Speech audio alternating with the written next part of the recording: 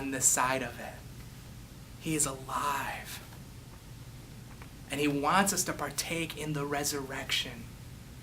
And by that, I mean he wants us to partake in him, in that relationship. What happens to us if we stay in this event-driven mentality? My marriage would disappear. If I only really celebrated and cherished my marriage on anniversaries and her birthday, right? It's an anniversary, it's special today. You know, now it means something to me, honey. 2 days ago, not so much. You need that resurrection. Yeah, I would need the resurrection at that point. Yesterday was Angela and I's 12-year anniversary. Aww.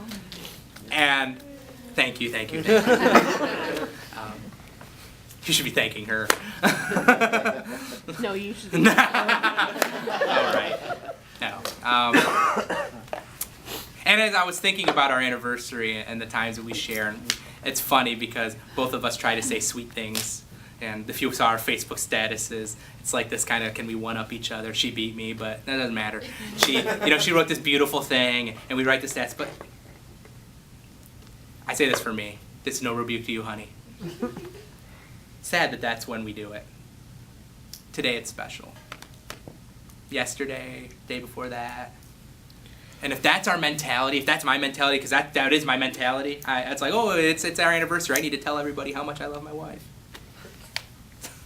And I don't tell her every day, which I do. She probably gets annoyed with me. I probably say I love you 5-6 times a day. I do. It's true. I mean it. 12 years, it's still the same. I love her. And I couldn't imagine life being without her. And yet, I look at my relationship with Jesus, which is in many ways just as event-driven. I celebrate, it's a little more morbid, because I celebrate his birth and his death. Yeah. I don't have to do that with my wife yet, so that's nice. Like, that's a little, right? So I celebrate his death, I celebrate his resurrection. I have these events. I have these events that I celebrate, and that's my connection with Jesus. Beyond that, it's hard to say. It's hit or miss. It's a roll of the dice. I may not. But Jesus is alive and has access. We have access to him. He is the resurrection and the life. He is the way, the truth, and life. He is the bread of life. He is the light of the world. He is. When he says I am, he means it. I love that. That's beautiful. I am the resurrection and the life. Whoever believes in me, though he die, he shall live. And everyone who lives and believes in me shall never die. Do you believe this? So she said to him, yes, Lord, I believe that you are the Christ, the Son of God, who is coming into the world. I don't think she fully got it. Yes. We've heard this question before. Who do men say that I am? I heard this. We've talked about this, right? You are the Christ, the Son of the living God. No. Yes, I am. I am the resurrection and the life. You didn't get it. Don't worry. You will.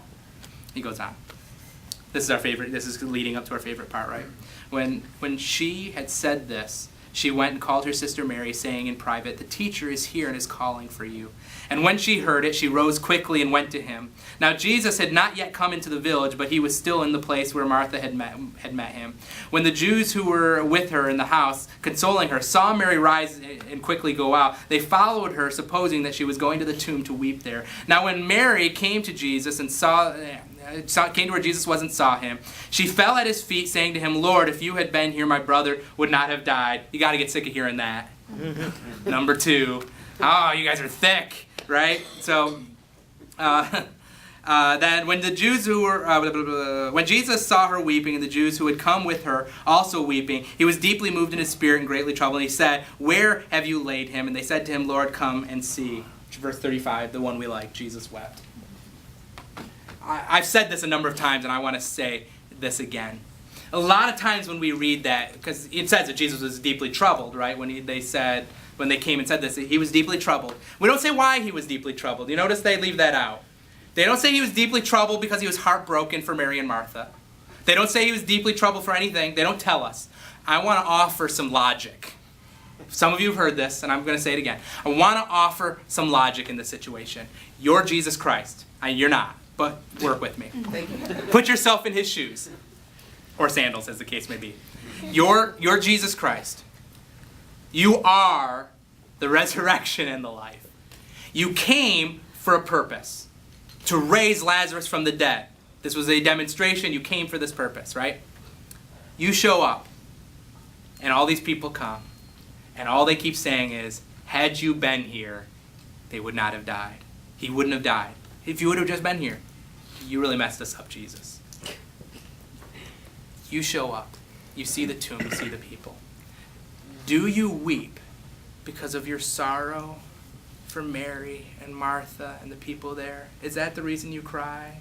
You're Jesus. You know what's coming next. When I have the ability to help somebody in a great way, and I know it's going to really rock their world kind of great way, and I see them upset, I don't come into that situation mourning because I have a secret. I'm going to fix this. Somebody's car is broken down and they don't know what they're going to do, but I come with the money or the part or the service and the labor to fix it. They're all upset and they're like, I don't know what I'm going to do. I'm going to lose my job. Do I go, oh, I'm so sorry for you. So bad. Don't know what you're going to do about it, right? Like this is how you fix a car. Chopsticks. Don't ever let me work on your car because that's how I'll do it. So maybe if I move this here. Hold on. Right? I don't. And the reason I don't, why, is because I have a secret.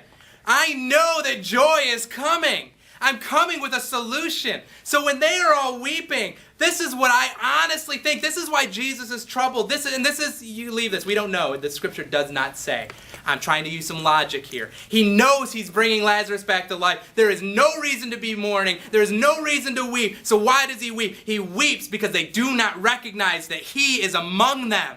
Who he really was. He says, I'm the resurrection and life. Yes, we know it. You're the Christ, Son of the living God. I can repeat it. I've heard it before. They come because had you been here, he wouldn't have died. But I'm here. That means he can live again. You don't even know who I am. And when we live, and here's what happens to us, when we live in this event happening, society, idea of Christianity from Sunday to Sunday to holiday, when we live like this, I've got to think that on Monday and Tuesday and Wednesday and Thursday, Jesus weeps. I'm right here. I am the resurrection. I am the life. I am the way, the truth. I am here always. And you're waiting for a far-off event, but I'm right here. Why don't you recognize me? I'm right here. And then that was all meaningful. I hope it affected you. Here's where I just kind of make some fun. I make fun of this. I actually just read this last night and I was telling to Angela, I just think this is kind of amusing to me. Jesus wept, so the Jews said, see how he loved him. But some of them said, could not he who has opened the eyes of the blind man and have kept this man from dying? They don't recognize him. And Jesus, deeply moved again, came to the tomb. It was a cave and a stone lay against it. And Jesus said, now this is awesome, I love this. Can you picture this conversation? I'm Jesus, I'm not, but play with me. And you're all watching me, and here's the tomb. And Jesus he comes up to the tomb and says, and this is kind of how I see it taking place.